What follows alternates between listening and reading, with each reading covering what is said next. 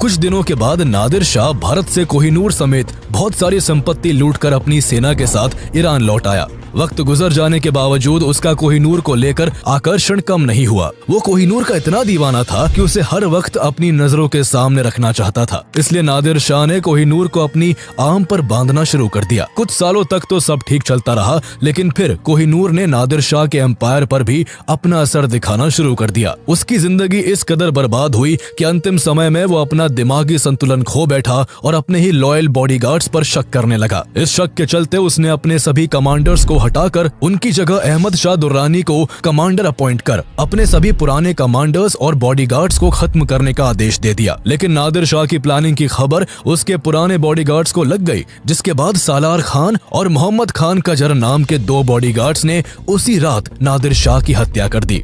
आगे चलकर नादिर शाह के फाइनेंशियल ऑफिसर मोहम्मद काजिम मारवी ने अलम अराय नादरी नाम से एक किताब लिखी, जिसमें इस हीरे का नाम कोहिनूर मेंशन किया गया था, जो इस हीरे का कोहिनूर नाम होने का फर्स्ट वैलिड सोर्स है। नादिर शाह की मौत के बाद उसके एम्पायर पर अहमद शाह दुर्रानी का कब्जा हो गया और वो कोहिनूर को ईरान से अफगानिस्तान ले गया। इस तरह कोहिनूर भारत से ईरान और फिर अफगानिस्तान पहुंच गया। इसके बाद अफगानिस्तान में ही अहमद शाह दुर्रानी के ही वंशज शाह शुजा दुर्रानी के पास कोहिनूर आ गया। बदलते वक्त के साथ राज सिंहासन बदल जाते, कोहिनूर पर मालिकाना हक रखने वाले राजा बदल जाते, लेकिन एक चीज जो नहीं बदलती थी तो वो थी कोहिनूर की चमक और उसको लेकर लोगों का आकर्षण। एक बार शाह शुजा की पत्नी वफा बेगम से किसी ने कोहिनूर की प्राइस प्रेडिक्शन करने का कहा। बेगम ने इसका जवाब देते हुए कहा कि अगर 4 ताकतवर पहलवानों से चारों दिशाओं में एक एक पत्थर फेंकवाया जाए और एक पत्थर आकाश की ओर उछाल दिया जाए, इसके बाद 5 पत्थरों ने जितना डिस्टेंस तय किया उस डिस्टेंस को अगर गोल्ड से भर दिया जाए तो भी उस पूरे सोने की कीमत कोहिनूर जितनी